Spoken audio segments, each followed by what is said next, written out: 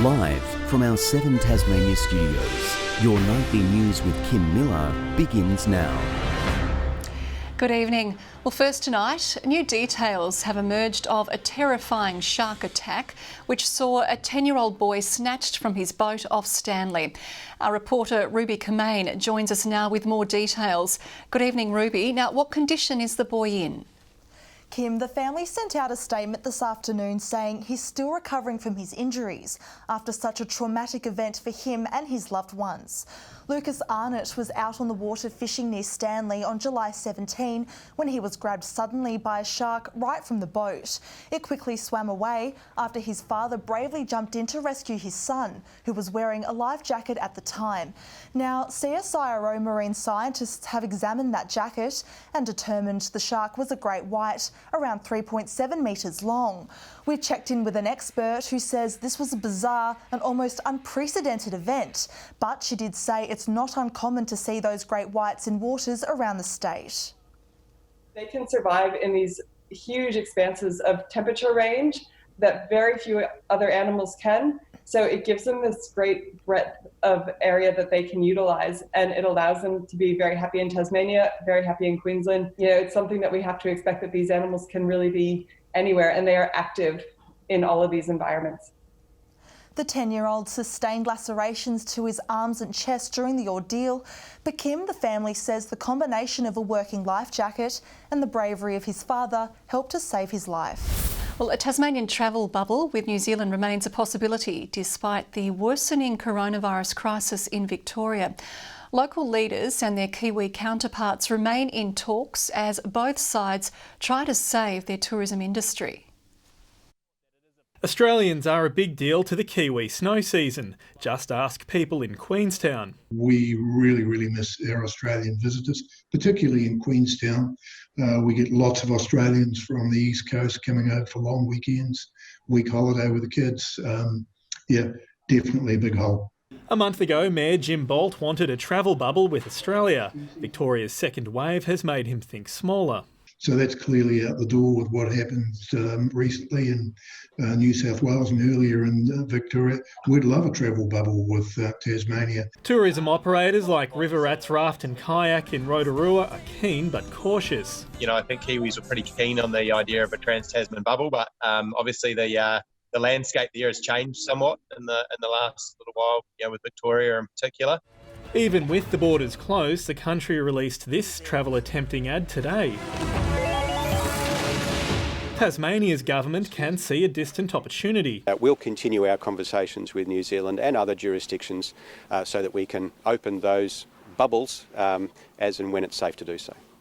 And New Zealand's Deputy Prime Minister Winston Peters says he's still committed to a trans-Tasman bubble on a state-by-state basis, but only when it's safe to do so.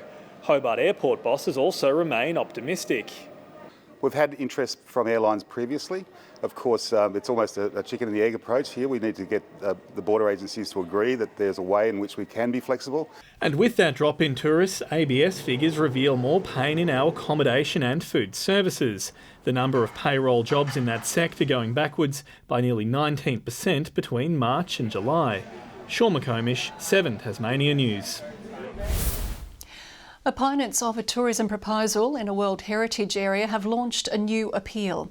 Environmentalists went to the Supreme Court to stop a luxury helicopter venture at Lake Malbina within Tasmania's walls of Jerusalem National Park, and they are continuing their fight after it was knocked back earlier this month. We're not going anywhere when it comes to defending Wilderness World Heritage area and keeping Tasmania's world-class national parks public and intact.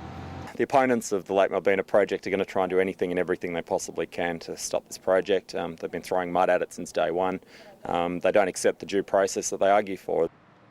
In a statement, proponent Daniel Hackett from Wild Drake said he's not surprised by the appeal. Hydro Tasmania has unveiled an Australian first eel bypass at the Trevally Dam to mark World Nature Conservation Day. The technology will help native short-finned eels to migrate north and could aid research into related species under stress in the Northern Hemisphere. This small pipe might not seem like much, but it's an Australian-first technology helping our native eel population. Hydro Tasmania installing a bypass at Trevellyn Dam to help short-finned eels migrate safely downstream. They migrate all the way to the Coral Sea where they hatch their young and then they come back with the currents all the way back to Tasmania. The project took less than 5 months to build, costing $1 million, but multiple seasons of research to perfect. Until now, eels have had to rely on occasional dam spills or travel through the intake of the Trevellyn Power Station, which saw a large number of casualties. While this bypass almost guarantees survival. Through the bypass, 100%. It's been really carefully engineered, looking at velocities and pressure changes, and I guess the key biological criteria. So it's been designed to be really, fish friendly. It's hoped the bypass won't just help our native eels, but also closely related species in the Northern Hemisphere. There are many stresses on their population. Our initiative here is to try and underpin the sustainability of these species, which have this, a very arduous migration. But seeing the short-finned eels in action is easier said than done. They travel at night time, so unfortunately, unless you've got a good torch, you probably won't be able to see them, and good eyesight. Elizabeth O'Neill, 7 Tasmania News. A collaboration between 3 Hobart schools is seeking community input to shape the future of the program. Elizabeth College, Newtown and Ogilvie High Schools have been sharing courses for the past 2 years. Feedback is now needed to further progress the partnership. We want to hear from the local community about the education provision and the future of education for the children and the students in this area. It's a great opportunity. So it's working really well. The benefits are that we can specialise, we can offer more intensive pathways for students. Students can choose their journey moving forward. They can access the best teachers and the best resources. The high schools are currently sharing Year 9 and 10 subjects, with college courses available at all 3 campuses. More than 50 people have become Australian citizens at a ceremony in Launceston. Among them, Kristen Van Kester, who moved from Canada 8.5 years ago for love. She's embracing her new home and is celebrating accordingly. We'll celebrate by having some classic Aussie burgers, maybe eat some Vegemite. We'll see, a couple beers. Tasmanian residents from 17 different countries are now new Aussies. Up until recently, ceremonies have been held online due to COVID restrictions. Tasmania is proving to be a lucky state when it comes to winning money. A Burralee man has won $100,000 after purchasing a $5 scratchie from Mr Lotto in Invermay. The man was drinking a cup of tea at work when he scratched the ticket, initially thinking he'd won $10,000. He plans to put the money towards the house he's currently building. Over the weekend, a Devonport woman won $2 million in the Lotto.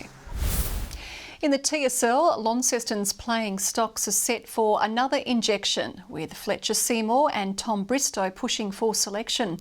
The Blues are clear favourites against Lauderdale, which is soul-searching after a big loss to North Hobart. The Southern Bombers have rewound the tape on the North Hobart hiccup as they prepare for the worst assignment in TSL footy right now, Launceston at Windsor Park. It's going to come back to our attitude and effort, which we certainly lacked on the weekend. Lauderdale must stop the Blues' rampaging midfield, which managed 11 centre clearances to Kingborough's 2. Skipper Joby Harper and ruckman Tim Auckland, the pivotal figures. For a 19-year-old ruckman, he's doing a great job. The thing that really stands out with Tim is he's super aggressive, and being 6'6" and 105 kilos, it's pretty imposing. Will Holland is likely to man up on Thorpe, while Mitch Anderton is back from concussion. But the hot tempers and rough tactics found in recent meetings may take a back seat. I don't think we can afford to do that. I think we need to concentrate on winning the footy. That's something we lacked on the weekend.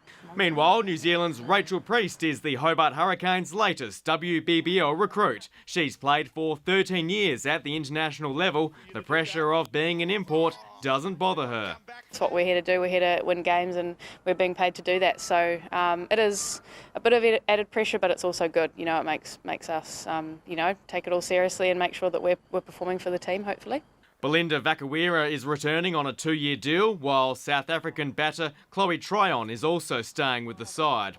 And in hockey, Luke Dorner has been named as inaugural head coach of the new Tassie Tigers Academy. We've got a really passionate hockey community and talented athletes. We want to develop them further and widen the base as big as possible. Some convincing results in the Premier League. Northwest Graduates thumped Diamondbacks 9-0. Oliver Arnold sending home 5 of them.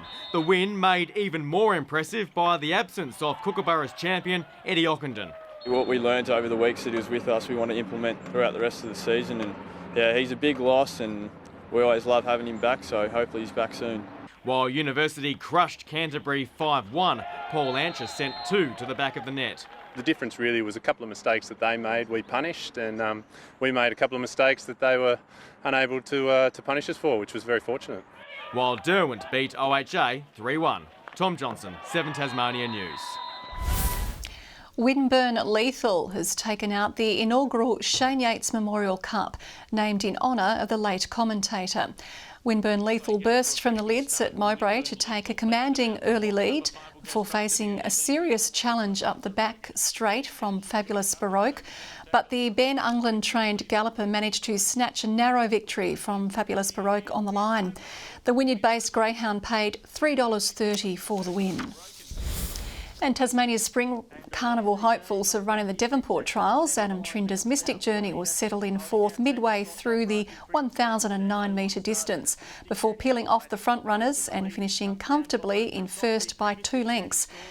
Meanwhile, in a later trial, Longford trainer Bill Ryan's Still a Star was in front until the final moments, but Strike Celebration beat his filly by just a nose. Good evening. King Island found a slightly warmer patch of air today to record our top of 16 degrees. Hobart, Burnie and Devonport 14, Launceston 15. Most temperatures sat above average. Smithton 15, Low Head, St Helens and Flinders Island 14 degrees. Friendly Beaches and Strawn 13, Ouse 11 and Lyreweenie 8. Some low cloud over the east and southeast of Tasmania today. High level cloud moved over western areas.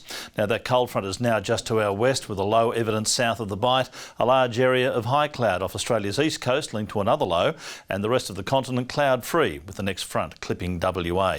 Tomorrow the front approaches, crossing Tasmania late in the day. The high dominates most of the country, however. Winds pushing up to 20 to 30 knots over the west and south, blowing in from the west-northwest, a shift westerly in the late afternoon.